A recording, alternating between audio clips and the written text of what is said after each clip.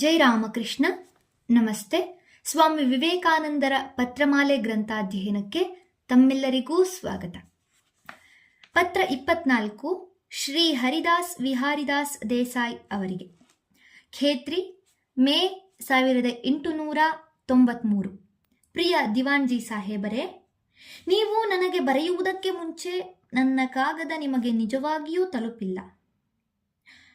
ನಿಮ್ಮ ಪತ್ರವನ್ನು ಸಾಂಗವಾಗಿ ಓದಿದಾಗ ನನಗೆ ದುಃಖ ಮತ್ತು ಸಂತೋಷ ಏಕಕಾಲದಲ್ಲಿ ಉಂಟಾದವು. ಸಹೃದಯರಾದ, ದೊಡ್ಡ ಅಧಿಕಾರ ಮತ್ತು ಪದವಿ ಇರುವ ನಿಮ್ಮಂಥವರ ಪ್ರೀತಿಗೆ ಯೋಗ್ಯನಾಗುವಂತಹ ಅದೃಷ್ಟಶಾಲಿ ನಾನೆಂದು ಸಂತೋಷವಾಯಿತು. ನನ್ನ ಉದ್ದೇಶವನ್ನು ನೀವು ಸಂಪೂರ್ಣವಾಗಿ ಅಪಾರ್ಥ ಮಾಡಿಕೊಂಡಿರುವುದಕ್ಕಾಗಿ ದುಃಖವಾಯಿತು. ನಾನು ನಿಮ್ಮನ್ನು ನನ್ನ ತಂದೆಯಂತೆ ಪ್ರೀತಿಸುತ್ತೇನೆ, ಗೌರವಿಸುತ್ತೇನೆ. ನಿಮಗೆ ಮತ್ತು ನಿಮ್ಮ ಕುಟುಂಬದವರಿಗೆ ನಾನು ಖಂಡಿತವಾಗಿ ಅಪರಿಮಿತವಾಗಿ ಕೃತಜ್ಞನಾಗಿದ್ದೇನೆ ಎಂಬುದನ್ನು ನಂಬಿ. ನಿಜ ಸ್ಥಿತಿ ಹೀಗಿದೆ. ಮೊದಲಿನಿಂದ ನನಗೆ ಚಿಕಾಗೋವಿಗೆ ಹೋಗಬೇಕೆಂಬ ಅಭಿಲಾಷೆ ಇತ್ತು ಎಂಬುದು ನಿಮಗೆ ನೆನಪಿರಬಹುದು. ಮದ್ರಾಸಿನಲ್ಲಿದ್ದಾಗ ಅಲ್ಲಿಯ ಜನಗಳು ಮೈಸೂರು ಮತ್ತು ರಾಮನಾಡಿನ ಮಹಾರಾಜರೊಡನೆ ಸೇರಿ ಕೇವಲ ತಮ್ಮ ಸ್ವಂತ ಇಚ್ಛೆಯಿಂದ ನನ್ನನ್ನು ಕಳುಹಿಸಲು ಏರ್ಪಾಡು ಮಾಡಿದರು. ಖೇತ್ರಿಯ ಮಹಾರಾಜರೊಡನೆ ನನಗೆ ಅತ್ಯಂತ ಪ್ರೀತಿಯ ಸಂಬಂಧವಿತ್ತು ಎಂಬುದೂ ನಿಮಗೆ ನೆನಪಿರಬಹುದು. ನಾನು ಸಹಜವಾಗಿ ಖೇತ್ರಿಯ ಮಹಾರಾಜರಿಗೆ ನಾನು ಅಮೆರಿಕಕ್ಕೆ ಹೋಗುತ್ತಿರುವೆನೆಂದು ಪತ್ರ ಬರೆದೆ. ಈಗ ಖೇತ್ರಿ ಮಹಾರಾಜರು ತಮ್ಮ ಪತ್ರದಲ್ಲಿ ನಾನು ಹೊರಡುವುದಕ್ಕೆ ಮೊದಲು ಅವರನ್ನು ಒಮ್ಮೆ ಭೇಟಿ ಮಾಡಿಯೇ ತೀರಬೇಕೆಂದು, ಅಲ್ಲದೆ ಈಗ ಅವರಿಗೆ ಭಗವಂತನು ಸಿಂಹಾಸನಕ್ಕೆ ಒಬ್ಬ ಉತ್ತರಾಧಿಕಾರಿಯನ್ನು ಕರುಣಿಸಿರುವುದರಿಂದಲೂ ಅಲ್ಲಿ ಅದಕ್ಕಾಗಿ ಆನಂದೋತ್ಸವಗಳು ನಡೆಯುತ್ತಿರುವುದರಿಂದಲೂ ನಾನು ಅಲ್ಲಿಗೆ ಬರಬೇಕೆಂದು ಯಾಚಿಸುತ್ತಿದ್ದರು. ನಾನು ಅಲ್ಲಿಗೆ ಬರುತ್ತೇನೆಂಬುದನ್ನು ಖಚಿತ ಮಾಡಿಕೊಳ್ಳಲು ಮದ್ರಾಸಿನವರೆಗೂ ತಮ್ಮ ಆಪ್ತ ಕಾರ್ಯದರ್ಶಿಯನ್ನು ನನ್ನನ್ನು ಕರೆತರಲು ಕಳುಹಿಸಿದ್ದರು. ಆದ್ದರಿಂದ ನಾನು ಬಂದೇ ತೀರಬೇಕಾಯಿತು. ಈ ಮಧ್ಯೆ ನಾನು ನಾದಿಯಾದ್ನಲ್ಲಿದ್ದ ನಿಮ್ಮ ಸೋದರರಿಗೆ ನೀವು ಅಲ್ಲಿದ್ದೀರೋ ಏನೋ ಎಂಬ ವಿಚಾರಕ್ಕೆ ತಂತಿ ಕಳುಹಿಸಿದೆ. ದುರದೃಷ್ಟವಶಾತ್ ನನಗೆ ಅದಕ್ಕೆ ಉತ್ತರ ಸಿಗಲಿಲ್ಲ. ಪಾಪ, ಕಾರ್ಯದರ್ಶಿಗಳು ತಮ್ಮ ಯಜಮಾನನಿಗಾಗಿ ಮದ್ರಾಸಿನಿಂದ ಹಿಂದಕ್ಕೂ ಮುಂದಕ್ಕೂ ಓಡಾಡಿ ಬಹಳ ತೊಂದರೆ ಪಟ್ಟಿದ್ದರು. ನಾವು ಖೇತ್ರಿಯನ್ನು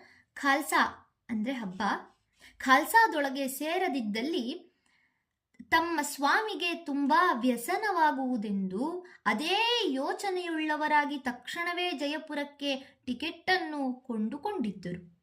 ದಾರಿಯಲ್ಲಿ ನಾವು ಶ್ರೀಯುತ ರತಿಲಾಲರನ್ನು ಭೇಟಿ ಮಾಡಿದೆವು. ಅವರಿಂದ ನಾನು ಕಳಿಸಿದ ತಂತಿ ಕೈ ಸೇರಿತೆಂದು, ಅದಕ್ಕೆ ಕೂಡಲೇ ಜವಾಬು ಕೊಡಲಾಯಿತೆಂದು ಶ್ರೀಯುತ ವಿಹಾರಿದಾಸರು ನನ್ನನ್ನು ನಿರೀಕ್ಷಿಸುತ್ತಿರುವುದಾಗಿಯೂ ತಿಳಿಯಿತು.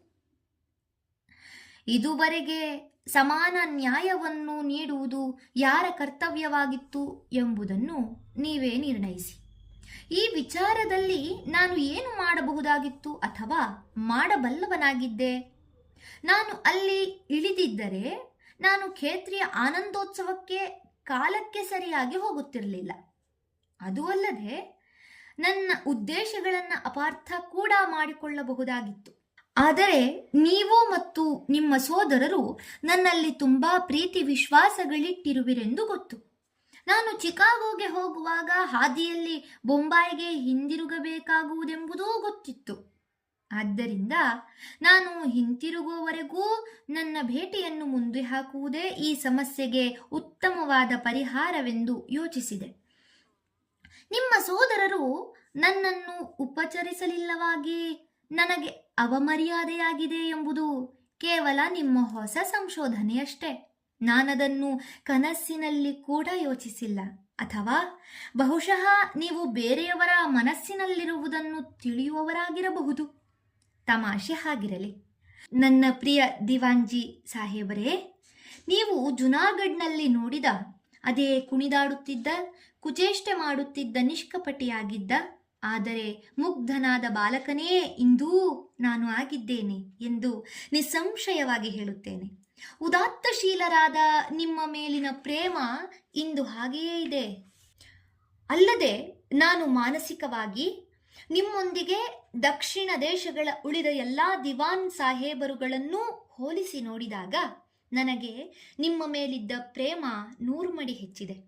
ಪ್ರತಿಯೊಂದು ದಾಕ್ಷಿಣಾತ್ಯ ರಾಜರ ಆಸ್ಥಾನಗಳಲ್ಲಿಯೂ ನಾನು ಹೇಗೆ ನಿಮ್ಮನ್ನು ನಿರರ್ಗಳವಾಗಿ, ಅಂದರೆ ನಿಮ್ಮ ಭವ್ಯವಾದ ಗುಣಗಳಿಗೆ ಬೆಲೆ ಕಟ್ಟಲು ನನ್ನಲ್ಲಿರುವ ಶಕ್ತಿ ಸ್ವಲ್ಪವೂ ಸಾಲದು ಎಂದು ಚೆನ್ನಾಗಿ ಗೊತ್ತಿದ್ದರೂ ಹೊಗಳಿದೆ ಎಂಬುದಕ್ಕೆ ಪರಮಾತ್ಮನೇ ಸಾಕ್ಷಿ.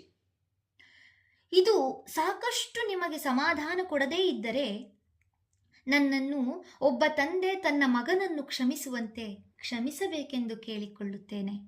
ನನಗೆ ಯಾರು ಅಷ್ಟೊಂದು ದಯಾಪರರಾಗಿದ್ದರೋ ಅವರಿಗೆ ನಾನು ಎಂದಾದರೂ ಕೃತಜ್ಞನಾಗಿದ್ದೆನೆಂಬ ಭಾವನೆ ನನ್ನನ್ನು ಕಾಡಿಸುವಂತೆ ಮಾಡಬೇಡಿ. ನಿಮ್ಮ ವಿವೇಕಾನಂದ. ವಿಶೇಷ ಸೂಚನೆ: ನಾನಲ್ಲಿ ಇಳಿಯದೇ ಇದ್ದುದಕ್ಕಾಗಿ ನಿಮ್ಮ ಸಹೋದರರು ಏನಾದರೂ ಅಪಾರ್ಥ ಮಾಡಿಕೊಂಡಿದ್ದರೆ ಅದನ್ನು ತೊಡೆದು ಹಾಕುವ ಭಾರವನ್ನು ನಿಮ್ಮ ಮೇಲೆ ಹೊರಿಸಿದ್ದೇನೆ. ನಾನು ಒಂದು ವೇಳೆ ಪಿಶಾಚಿಯೇ ಆಗಿದ್ದರೂ ಅವರ ಒಲುಮೆ ಮತ್ತು ಉಪಚಾರಗಳನ್ನು ನಾನೆಂದಿಗೂ ಮರೆಯಲಾರೆ. ಆ ಉಳಿದ 2 ಸ್ವಾಮಿಗಳು ನನ್ನ ಗುರುಭಾಯಿಗಳು. ಹೋದ ಬಾರಿ ಜುನಾಗಢಕ್ಕೆ ನಿಮ್ಮ ಬಳಿ ಬಂದಿದ್ದರು. ಅವರಲ್ಲಿ ಒಬ್ಬರು ನಮ್ಮ ನಾಯಕರು. ನಾನು ಅವರನ್ನು 3 ವರ್ಷಗಳ ಅನಂತರ ಭೇಟಿ ಮಾಡಿದೆ. ನಾವು ಅಗುವರೆಗೂ ಒಟ್ಟಿಗೆ ಬಂದೆವು. ಅನಂತರ ನಾನು ಅವರನ್ನು ಬೀಳ್ಕೊಟ್ಟೆ. ನೀವು ಇಚ್ಛೆ ಪಟ್ಟರೆ ನಾನು ಬೊಂಬಾಯಿಗೆ ಹೋಗುವ ಮಾರ್ಗದಲ್ಲಿ ನದಿಯಾದ್ವರೆಗೂ ಅವರನ್ನು ಹಿಂದಿರುಗಿ ಕರೆದೊಯ್ಯಬಹುದು. ನಿಮಗೆ ಮತ್ತು ನಿಮ್ಮ ಬಂಧುಗಳಿಗೆ ದೇವರು ಸಮಸ್ತ ಆಶೀರ್ವಾದಗಳನ್ನೂ ಮಾಡಲಿ ಎಂದು ಪ್ರಾರ್ಥಿಸುತ್ತೇನೆ. ನಿಮ್ಮ ವಿವೇಕಾನಂದ. ಧನ್ಯವಾದಗಳು. ಮುಂದುವರಿದ ಪತ್ರಮಾಲೆ ಮುಂದಿನ ಸಂಚಿಕೆಯಲ್ಲಿ. ಓಂ ಶಾಂತಿ ಶಾಂತಿ ಶಾಂತಿ. ಹರಿ ಓಂ ತತ್ಸತ್. ಶ್ರೀರಾಮಕೃಷ್ಣಾರ್ಪಣಮಸ್ತು. ಸರ್ವೇ ಜನ ಸುಖಿನೋ ಭವಂತು. ಜೈ ಶ್ರೀಮಾತಾ.